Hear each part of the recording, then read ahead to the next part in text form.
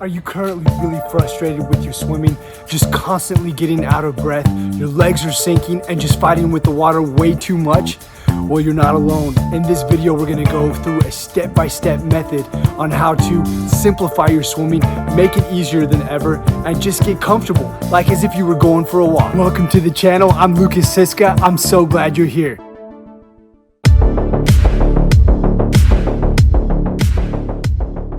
Where I lacked in swimming talent, I had to become a student of the sport, and I studied it for years. And one thing that I discovered while watching the greatest of all time, Michael Phelps, is this amazing thing that he does.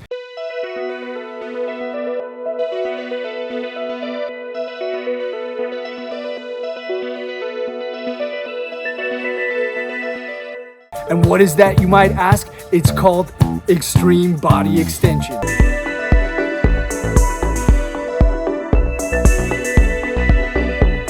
You see, the reason beginners get tired so quickly, and even advanced swimmers struggle with this, is because they have poor body position. They end up swimming through the water like this. Head up here, legs down here. What we want is our body to be like this. Yes, Michael Phelps has perfect body position, but what he does takes it to another level. Let me show you right here in this clip of Michael what I'm talking about. In this clip, we can see how Michael's implementing extreme body extension. Look at the way his shoulders are going around his head. Look at the way his stomach is sucked in, going all the way up to his chest. His diaphragm is totally extended.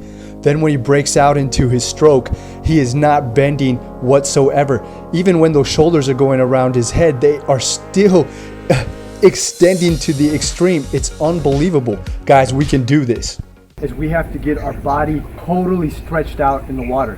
When we're completely stretched out, that's when we become most buoyant. And we want to do all our actions in swimming from that stretched out, buoyant position. Because the more buoyant you are, the less work you have to do and the less tired you will become. So in this drill progression, I'm going to show you the step-by-step drills that will lead us into getting super buoyant. We want to have our arms and our chest fully extended. Look at me right here from the front. I'm completely extended. You can see how I'm even sucking in my diaphragm a little bit. My shoulder blades are totally flat within my back, and that pushes my chest out, which causes buoyancy. We want to be in that position when we're swimming freestyle, front crawl. So we're going to go from that extended position, and we're going to do it on the wall first. Notice how my lower half rises up when I become more extended. And this is despite the fact that I have a very low fat percentage in my legs, which you would think would cause sinking. All right, after bragging about my low fat percentage, let's see if I can put it into action. We're floating, guys. Here we are. I want you to push away from the wall, try to reestablish that extension, and gently kick yourself back to the wall. And let's do it again. Keep that extension. You'll feel that body rise to the surface.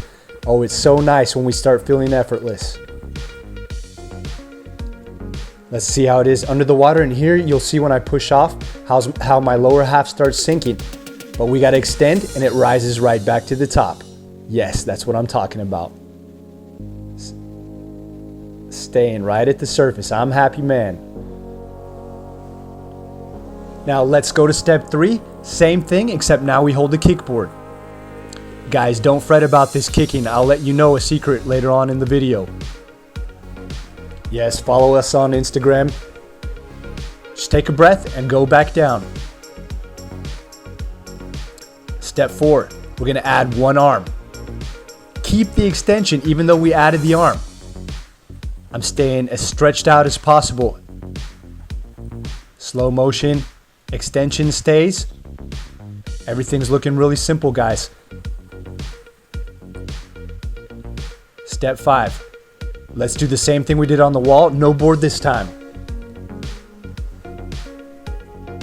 Under the water, you can see that I'm fully extended. And guys, you'll notice that I stop sometimes, and that's just to establish, there we go, stop to establish the body position, to feel it. If you need a breath, just take one and go back down. And that'll also be another opportunity to reestablish body position. It's good to do that sometimes when you're doing these drills. No board. Let's add the arm just like we did with the kickboard. Here you can see underwater, the extension of the arm that I'm not using, it's helping me stay afloat.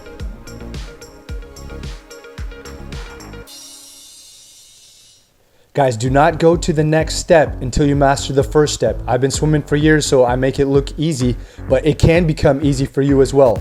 Let's add both arms. This is known as the catch-up drill, but it's the closest drill to actual swimming. Master the catch-up drill before you move on to normal swimming.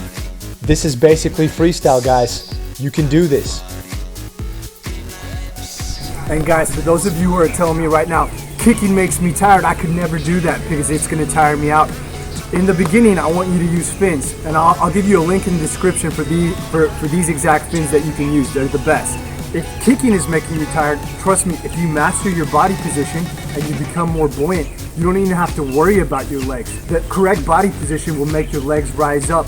Then all you have to focus on is moving your body from side to side. Swimming the front crawl freestyle is all about making your body go from one side to the other. It's not separate from your arms and your legs where you're swimming with your arms and then you're kicking with your legs. No, it's one motion, one side, other side. I'm going to show you a drill that can connect your arms and legs if that's something you're struggling with. This drill is called the human drill. It's basically freestyle front crawl, but keeping your arms in the water.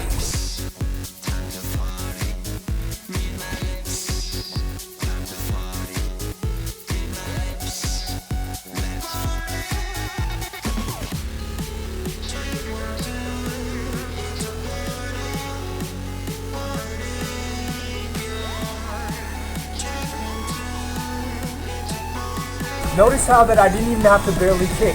It's because that side to side movement where my shoulders and hips were connected, the momentum that I created caused my body to just float.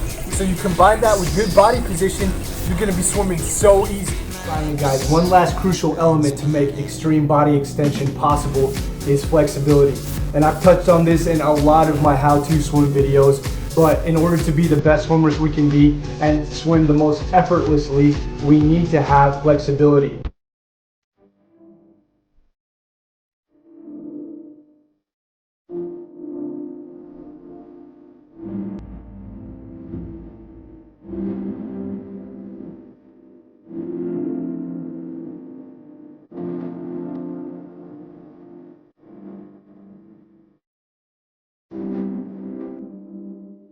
So what was the thing you noticed most on that comparison between Michael Phelps and the new swimmer?